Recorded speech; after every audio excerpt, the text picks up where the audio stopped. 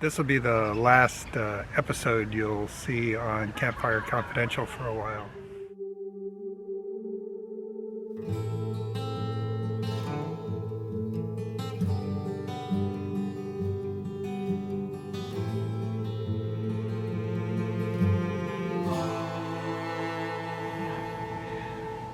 About a week ago, we left Hot Springs, and we left one world.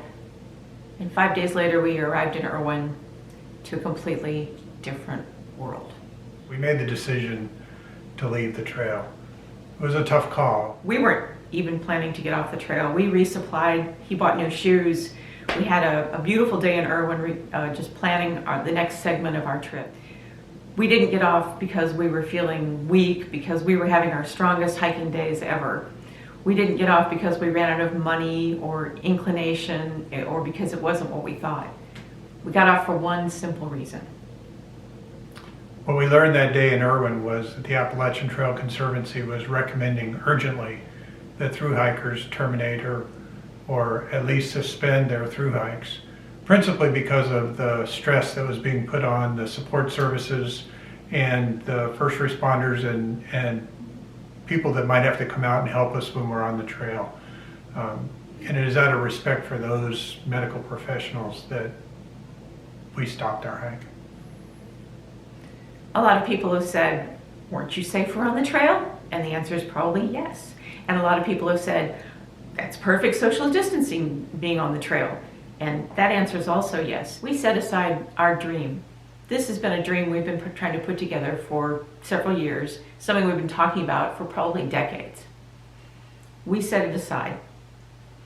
It was very important to us. But more important to us are the communities that support hikers along the Appalachian Trail.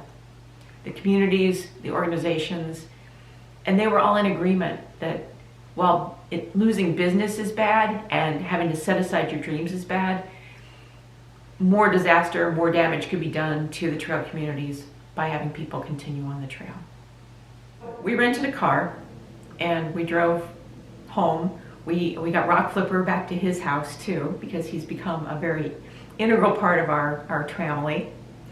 And then we returned to stay with family because we're actually between houses right now. We put everything we have in storage, and we're like a lot of hikers out there that this was the year for us to do this.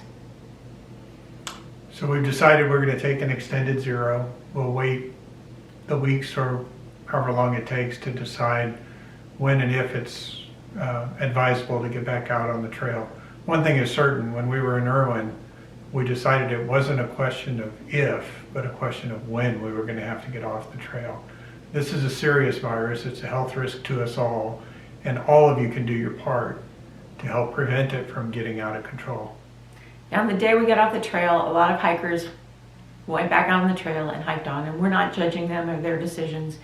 Everybody's got to make their own decision. But I will tell you that we have a lot of respect for the medical professionals who are on the front line of this disaster, as well as the Appalachian Trail Conservancy. And so, out of respect to them, we got off the trail. We're in contact with Rock Flipper, and we found out yesterday he and Mrs. Rock Flipper took a nice hike, a day hike, a safe hike. We will be in contact with him so that when it's time to rejoin all the hikers on the trail, he'll be with us. We also know that we're really lucky because we have the support of family. And right now, we're going to be mooch docking with family until we can get back out on the trail. We want to thank all of you for the support, the comments, the banter, the back and forth that went on for the last 35 days. You help lift us up and give us the strength to carry on. And we hope when and if we get back on the trail that you'll be there with us.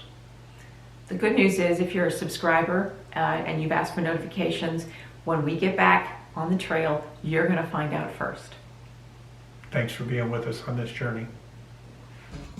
Hi, sweet girl.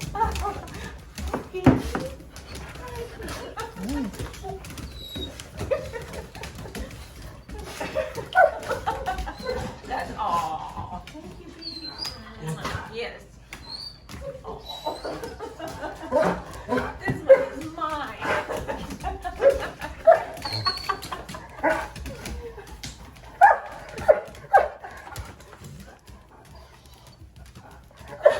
picture.